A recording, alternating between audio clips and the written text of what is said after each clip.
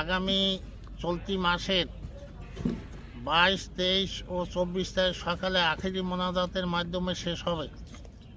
আশা করি আপনারা সবাই শুনেছেন, যারা ফুরফুরা মুরিদান এবং যথাসময় আসবেন, আয়সা মাহফিলে যোগদান করবেন।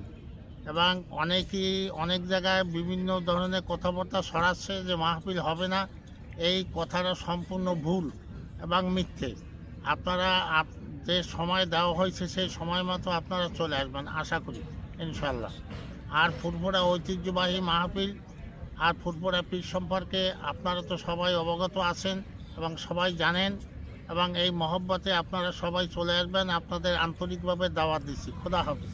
স্যার, ওই যে শীতের সময় তো একটু শীত বস্ত্র বর্তমানে শীতের সময় আপনারা সবাই শীত বস্ত্র সাথে করে নিয়ে আসবেন এবং উপরে একটা পলিথিন টানার জন্য নিয়ে আসবেন, কেননা নিশির পড়ার সম্ভাবনা আছে।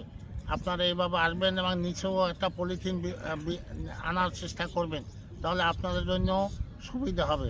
এবং আশা করি আল্লাহ পাক আমাদেরকে এই মাহফিলের কয়দিন হয়তো শীত আল্লাহ ইচ্ছে করলে কমাইয়া দিতে পারে, সবই আল্লাহর ইচ্ছা। আপনারা দোয়া করবেন, দোয়া করে আপনারা সবাই চলে আসবেন। আপনাদের দাওয়াত দিচ্ছি। আমি বরিশালের স্যার বলছি যে আপনাদের সবাইকে দাওয়াত দেওয়া হচ্ছে। খোদা হাফেজ। আসসালামু আলাইকুম।